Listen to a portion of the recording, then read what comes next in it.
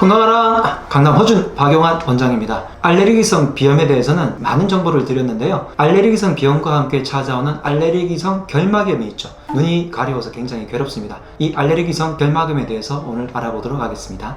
알레르기성 결막염은요, 눈이 충혈되고 가렵고 그리고 눈물이 이렇게 나는 3대 증상을 가지고 있죠. 그런데 이 알레르기성 결막염 같은 경우에는 눈의 각막을 침범하느냐 침범하지 않느냐에 따라서 조금 경중이 달라지고요. 각막을 침범하게 되면 안과의 영역과 함께 꼭 치료를 받으셔야 하겠고요. 각막을 침범하지 않는 알레르기성의 원인인 같은 경우에는 한의원에서도 치료를 굉장히 잘 하고 때에 따라서는 안과와 같이 협업을 해서 치료를 받으시면 되겠습니다. 각막을 침범하지 않는 알레르기성 결막염은 크게 세 가지로 구분을 하는데요. 하나는 통연성 알레르기라고 해서 1년 내내 눈을 가렵거나 이렇게 부비는 증상을 호소를 하고요. 두 번째는 계절성 알레르기라고 해서 보통 환절기죠. 간절기 때 겨울에서 봄으로 넘어가는 시기, 그리고 가을에서 겨울철로 넘어가는 이 시기 때 유독 많이 발생하게 됩니다. 특히 봄철에는 꽃가루가 원인이라고 해가지고 꽃가루성이라고 부르기도 했는데 사실 가을에도 굉장히 많이 발생하기 때문에 꼭 꽃가루만이라고 할 수는 없을 것 같습니다. 세 번째는 급성 알러지라고 해서 예를 들어서 고양이 털이라든지 강아지의 털 이런 것들을 만졌을 때 갑자기 알레르기가 생기는 분들이 계세요. 알레르기성 결막염일 때 통연성, 즉 1년 내내 가려운 분들은 보통 70% 정도가 되고요. 그 다음으로 계절성이 있고요. 한 10% 정도 내에서 급성 알러지를 호소를 하곤 하는데, 급성 알레르기 같은 경우에는 그런 원인을 제거해 주셔야 되는데 강아지나 고양이 때문에 문제가 생긴다면 그 친구들을 좀 멀리 해 주셔야 되겠죠. 그 외에 계절성 알레르기라든지 통연성 알레르기 같은 경우에는 당장의 급한 눈 문제를 해결하고, 두 번째로는 이런 일이 생기는 몸 안쪽의 문제들을 같이 해결해 줘야 근본적으로 치료가 됩니다. 그래서 일시적으로 눈의 가려움을 줄이기 위해서는 비만세포라고 부르는 세포들의 활성도를 낮춰주면 되기 때문에 냉찜질을 해주면요, 비만세포가 조금 활성도가 낮아져요. 그래서 차가운 냉찜질을 해주면 일시적으로 가려움이 가라앉긴 하는데, 사실 냉찜질을 계속 하다 보면 오히려 나중에는 염증이 조금 더 심해지는 경향이 있습니다. 그래서 냉찜질을 하고 난 다음에 가려움을 일시적으로 줄인 다음에는 약간 따스한 느낌의 온찜질을 눈 안구 위쪽이 아니라 안구 테두리로 이렇게 따뜻하게 해주시는 게 훨씬 더 도움이 되세요. 그래서 눈이 가려우면 일시적으로는 안구 위쪽까지 냉찜질을 해서 가려움을 줄여준 다음에 이 가려움이 좀 완화되면 안구 주변으로 약간 따뜻한 것보다 조금 더 덜한 온기가 있을 정도면 충분합니다. 그 정도로 온찜질을 해주는 것이 눈의 혈액순환을 위해서 훨씬 더 좋습니다. 이렇게 눈의 혈액순환을 도와주면 가려움이 더 줄기 때문에 눈 아래쪽에 있는 찬죽, 정명혈이라든지 혹은 바깥쪽에 있는 사죽공이라든지 동자료, 그리고 아래쪽에 승읍 같은 혈자리들을 만져주고 마사지 해주게 되면 이 부분의 혈액순환이 좋아져서 눈의 가려움이 점차 주는 것을 알 수가 있고요. 손에 있는 혈자리 중에서 합곡이라는 혈자리를 눌러주거나 혹은 소부라는 혈자리,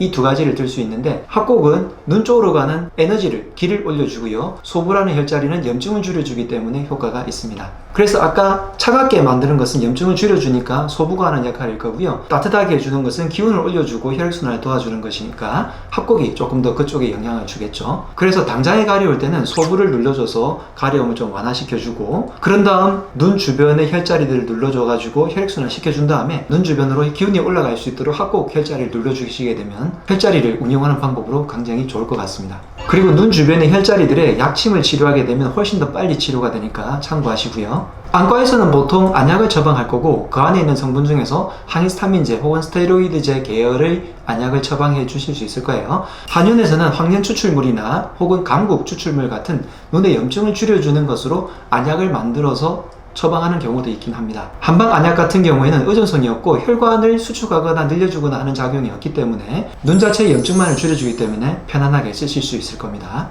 가려움을 줄여주는 아주 중요한 약재로서 부평, 창의자 같은 약재들이 있는데요. 창의자는 약재상에서도 쉽게 구하실 수 있으니까 창의자를 모아서 달여서 차처럼 드시는 것도 가려움이 많으신 분들께는 도움이 되고요. 알레르기성 결막염 같은 경우에는 알레르기성 비염에 치료하는 모든 치료법들이 다 도움이 되고요. 그리고 아까 말씀드린 것처럼 기운을 올려주는 것이 필요하기 때문에 황기라든지 지황 같은 약재들도 알레르기성 결막염에 상당히 도움이 됩니다. 한의원에서는 소청룡탕이나 현계연교탕 혹은 형방패독상 같은 처방들로 눈의 염증을 줄여주거나 결막염을 치료하는 경우가 있으니까 한의원에 가셔서 이런 치료를 받아보시는 것도 좋겠고요. 또 한 가지 차를 추천해드린다면 박하차와 국화차가 도움이 되기 때문에 박하와 국화는 여러분들이 좀 구하기가 더 쉬우실 거예요.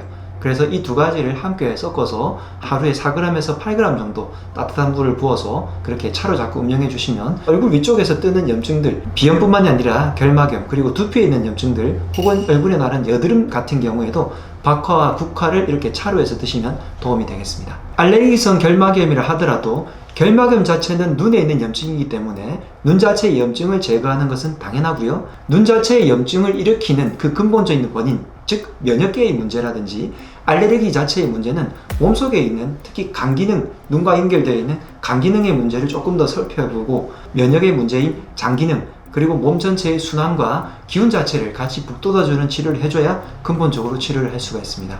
그래서 단순하게 눈만 자꾸 치료해가지고 알레르기가 나을 걸 기대하지 마시고 몸 전체의 오장육부의 균형 상태를 꼭 봐주시면서 여러분들이 더 좋게 만들어주면 좋겠고요. 잠깐 있는 결막염이 아니라 계절마다 생긴다든지 혹은 1년 내내 생기신다면 조금 더 근본적인 문제들을 꼭 살펴봐 주시기 바랍니다. 각막을 침범하는 결막염 같은 경우에는 나중에 시야의 문제라든지 혹은 시력 저하의 문제가 될 수 있으니까 꼭 안과 선생님과 같이 협업해서 치료를 받으시길 바라고, 봄철에 각결막염이라든지 아토피로 인해서 생기는 결막염 혹은 렌즈 문제 같이 눈에 직접 자극을 줘서 생기는 거대 유두 결막염 같은 경우에는 각막을 침범할 수 있기 때문에 특별히 더 조심하셔야 하겠습니다. 자, 알레르기성 결막염도 눈 주변을 잘 자극해주고 몸의 기운을 북돋아서 여러분들이 충분히 관리를 해줄 수 있으니까 잘 관리해서 눈이 초롱초롱하게 맑아지시면 좋겠습니다. 지금까지 강남 허준 박용원 원장이었습니다. 건강하라!